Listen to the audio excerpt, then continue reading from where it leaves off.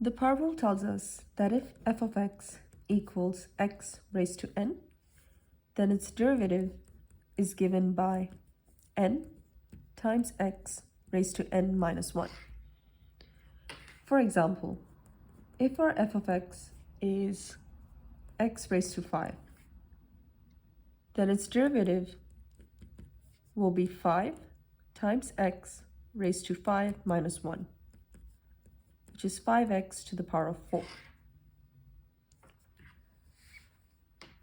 Now, let's look at another example.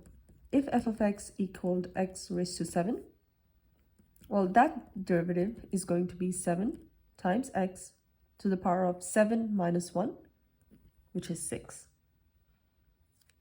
Now, say for example, we have f of x equals x. How would we derive this? So remember, just x is the same as x to the power of 1. So if we write it like that, now we can derive it using the power rule. And we would do 1 times x raised to 1 minus 1, which is 1x to the power of 0. And remember, anything to the power of 0 just equals 1. So 1 times 1 is going to be just 1. So the takeaway here is if f of x equals x, the derivative is going to be 1. Now, sometimes you'll have questions where your x to the power of n has a constant in front of it. And to derive that, all we have to do is a times n x to the n minus 1. So say for example, our question was 3 times x to the 5. Then the derivative is going to be, again, we write the 3 times 5x to the 5 minus 1, which is 15x to the power of 4. Let's look at this one. Say we had 4x squared. Then we know the derivative is going to be 4 times 2 times x to the power of 2 minus 1, which is 8x to the power of 1.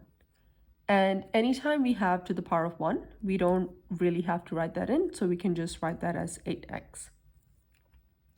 Now, say for example, you had f of x equals 7. How would we derive that? So remember that 7 can be rewritten as 7 times 1. And we know that we can write 1 as x to the power of 0. Because anything to the power of 0 equals 1. Now, so let's differentiate this. So that's going to be 7 times 0 times x to the power of 0 minus 1. And that's, because everything's being multiplied by 0, that's just going to be 0. So the takeaway here is that if f of x equals a constant, then its derivative is going to be 0. For example, if f of x equaled 8, its derivative would be 0. If it equaled pi, the derivative would still be 0. As long as it's a constant, so a number that doesn't change, its derivative will always be 0.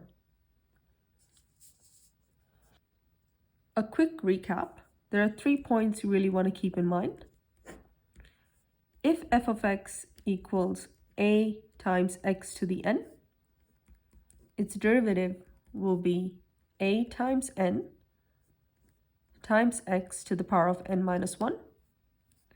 Now, if it's a special case where f of x equals a times x, then its derivative is going to be just a, because this is x to the power of 1, and anytime you have just x by itself, its derivative will be 1.